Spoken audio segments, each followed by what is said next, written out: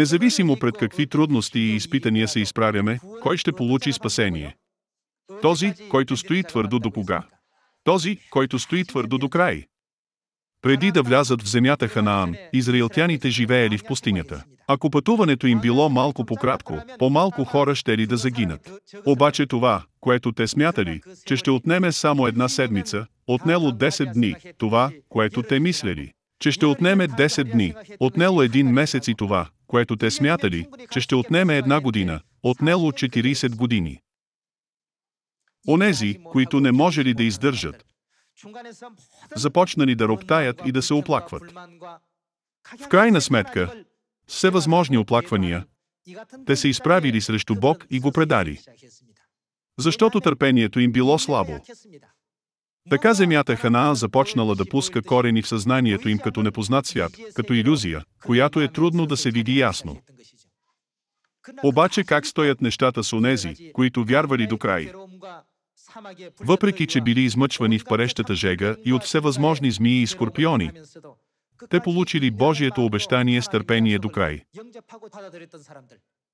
40 години по-късно, Израел получил огромна слава, каквато никога преди не бил изпитвал. Ние очакваме с нетърпение вечното небесно царство, докато имаме вяра в Бог. Следователно животът ни на вярващи не може да бъде радостен всеки ден.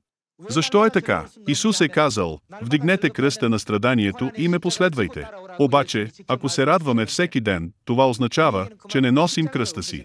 Нали? Каквото и да правим, трябва да вдигнем кръста. Така животът на християните е да върви към небесното царство стъпка по стъпка, преодолявайки всички видове трудности, изпитания и незгоди.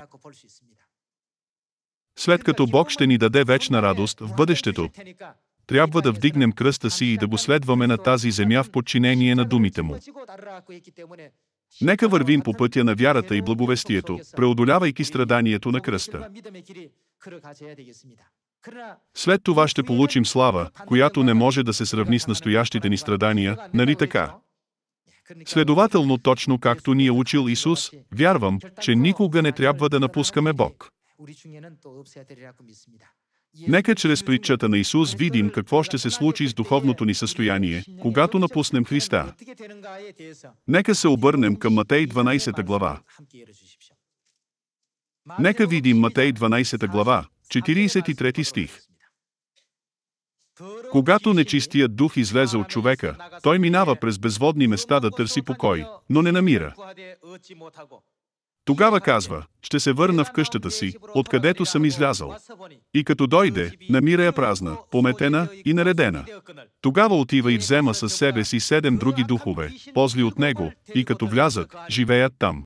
И последното състояние на оня човек става по-лошо от първото. Също така ще бъде и с това нечестиво поколение.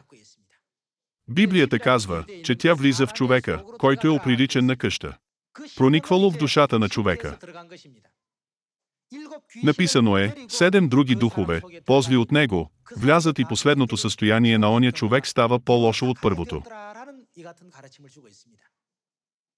Като святия храм, където можем да приемем Бог, ние трябва да бъдем верните пръчки на лозата, които полагат усилия да бъдат по-святи и да живеят чрез Божието Слово с вяра.